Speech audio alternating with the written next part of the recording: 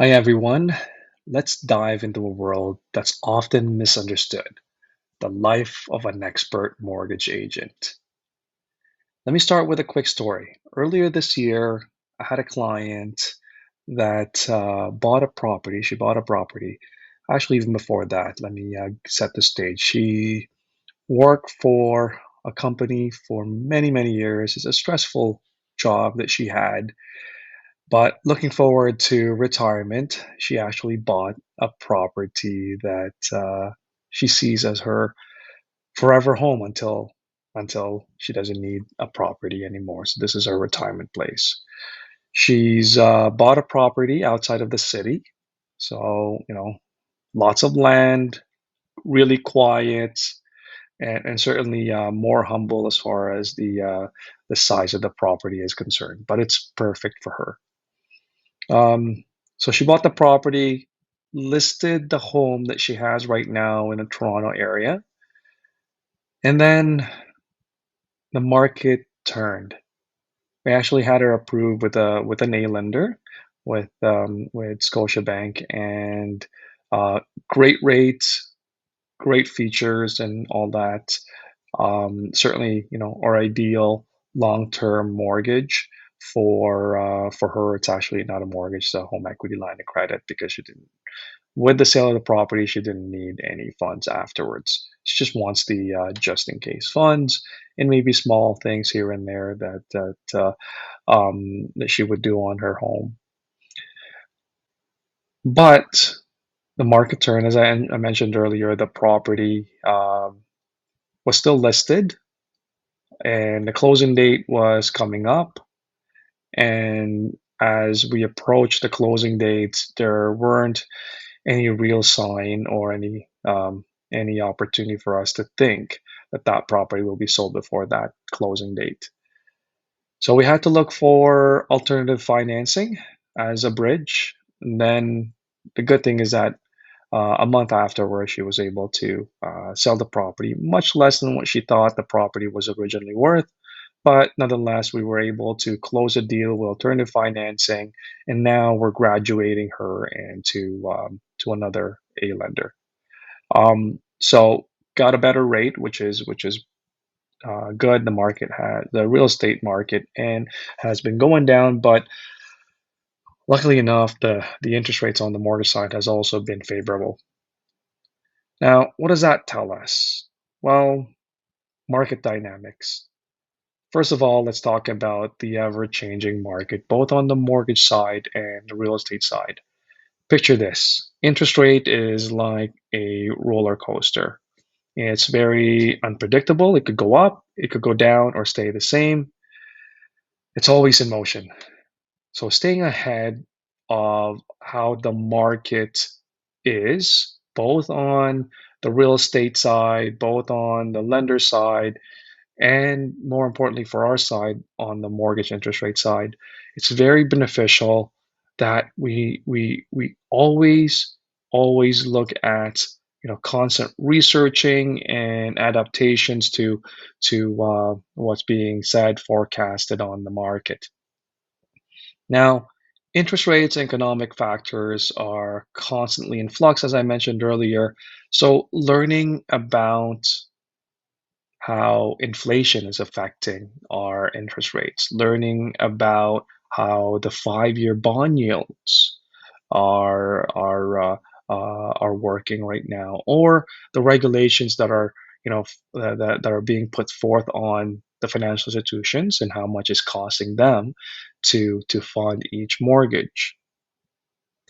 Now, we also need to make sure that we understand the regulations of 86 lenders that we deal with right now, plus the insurers.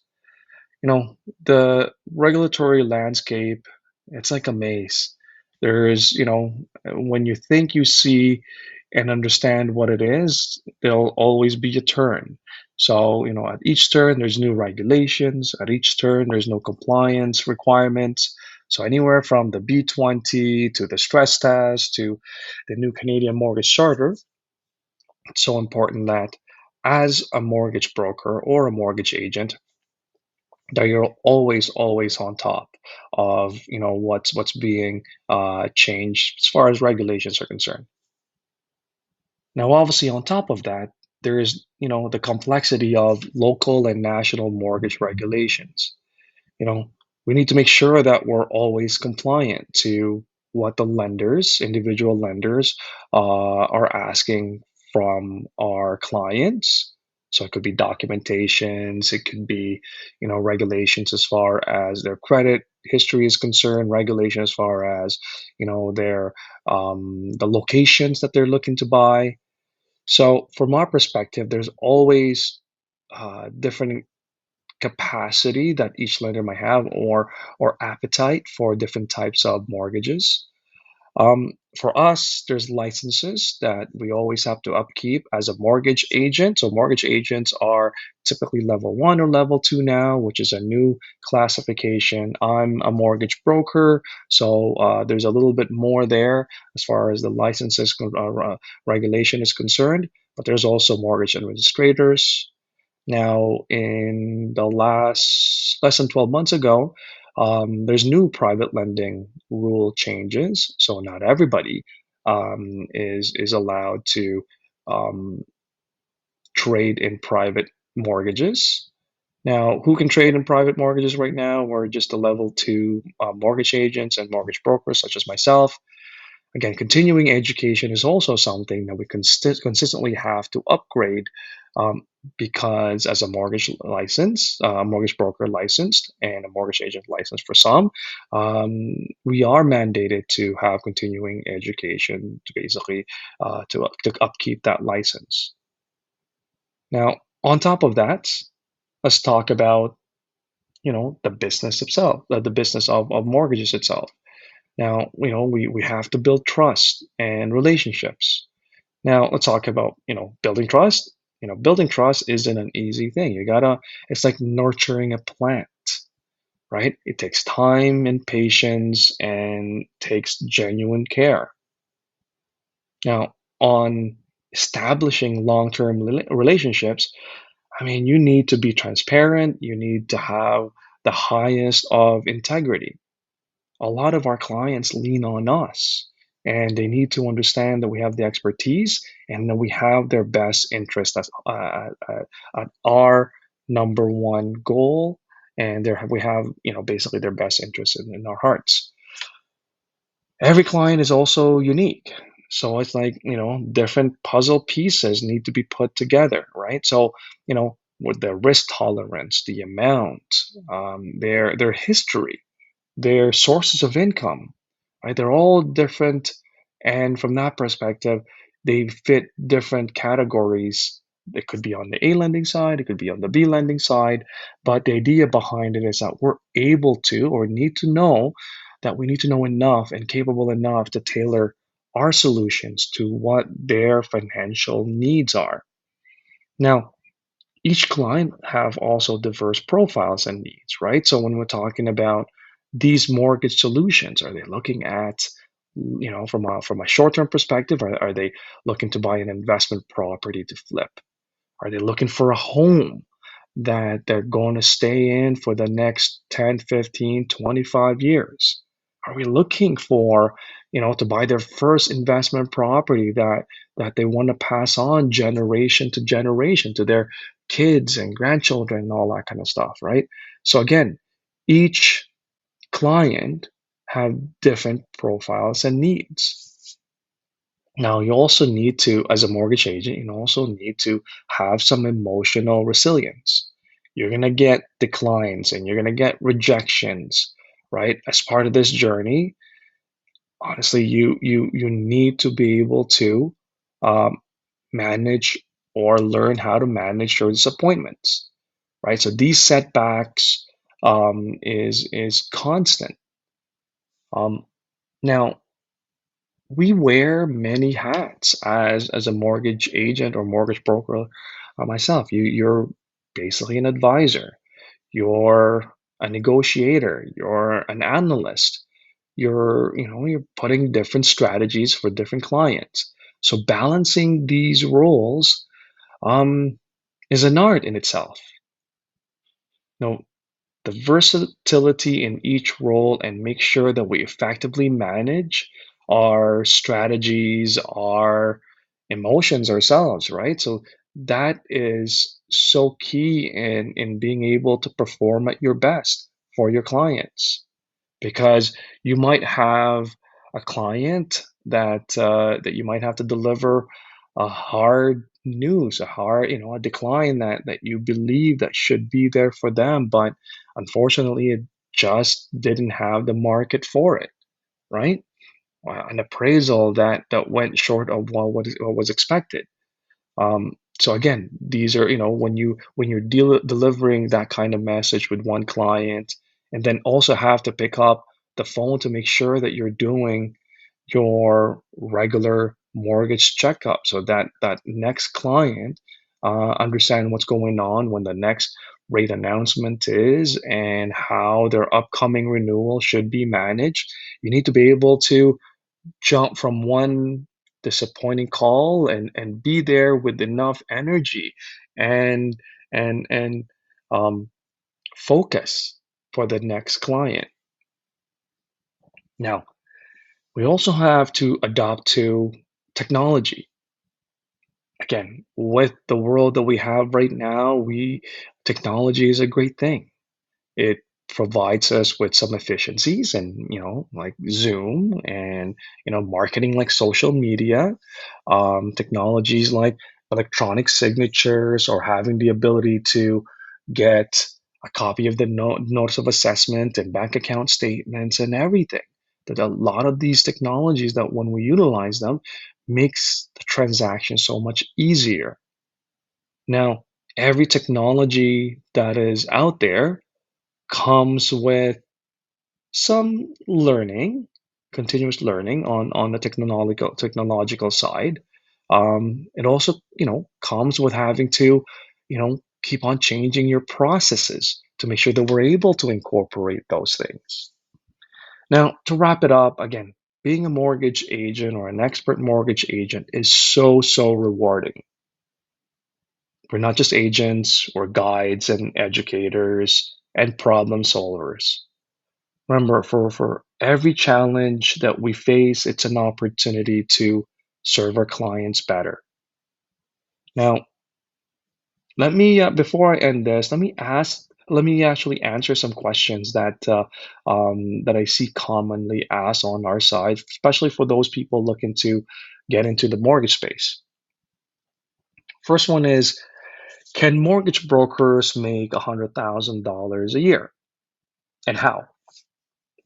Well, the breakdown is this. A typical deal, a mortgage deal, a broker can make anywhere from 50 basis points to 120 basis points, especially on the A lending side. It's a little bit more on the alternative financing like B lenders and private, but on a regular A mortgage, A lender deals, anywhere from 50 basis points to 120 basis points.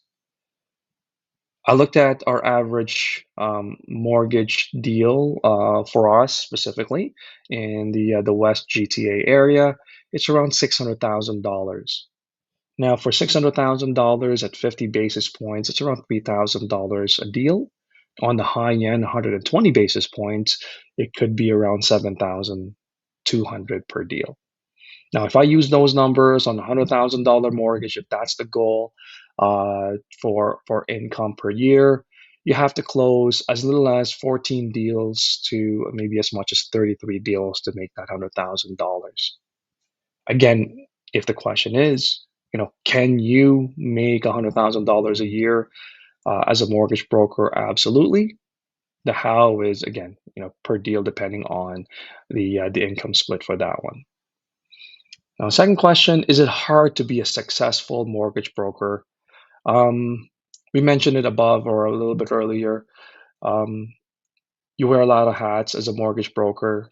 To be successful, you need to make sure that you consistently level up your mortgage skill set and consistently level up your business development skill sets.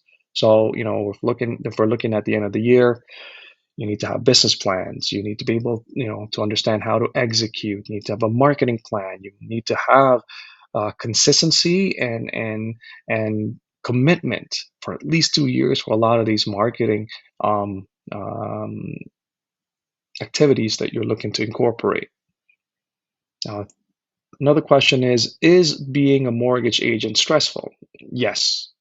You can learn to manage and win your day as a mortgage agent, as a mortgage broker, but stress is just part of it. But learning how to manage it is key. What makes a good mortgage agent? From my lens, I see the excellent mortgage agents, the good mortgage agents, basically always leads with trust, build lasting relationships, and always do the right thing. Right thing for the client, right thing for the lenders, right thing for themselves, right? Taking some time for themselves, and spending some time with their family, and making sure that you consistently um, continue to make yourself better. Those are what good mortgage agents do. What do top mortgage agents, mortgage brokers make? Again, from an income perspective, again, top mortgage brokers will make at least $200,000 to maybe 10 times to 20 times that number. How do mortgage brokers in Canada make money? Um, for the A lenders, so we're talking about the banks and monoline lenders. Um, those lenders will pay the mortgage brokers for funding the mortgage with that specific financial institution. For B lender deals, which is considered alternative funding, mortgage agents and mortgage brokers charge broker fees.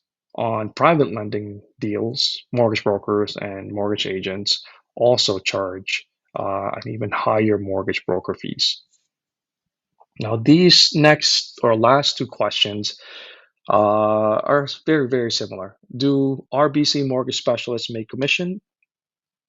And what is it? How much does a mobile mortgage specialist make at TD? They're very similar. According to Glassdoor.ca, RBC mortgage specialists do work for a commission salary, and they make around 78,000 annually on an average. I don't know how accurate that is. I looked it up. Um, and then for the mobile mortgage specialists at TD, they, according to Glassdoor.ca, a mobile mortgage specialist salary or income, not salary, can range from, like it says here, $17,000 to $178,000 per year. I know some mortgage specialists at TD make way more than that. But if that's the range according to Glassdoor.ca, I'll take that for now. Thank you for spending some time with me today, listening. Send me a message if you have any questions that you want me to address. Again, this is what we call unseen challenges as an expert mortgage agent. It's not always just talking about interest rates. Ask me questions, business development questions, marketing questions, anything. I'll be here and I'll try my best to answer your questions. Have a great day.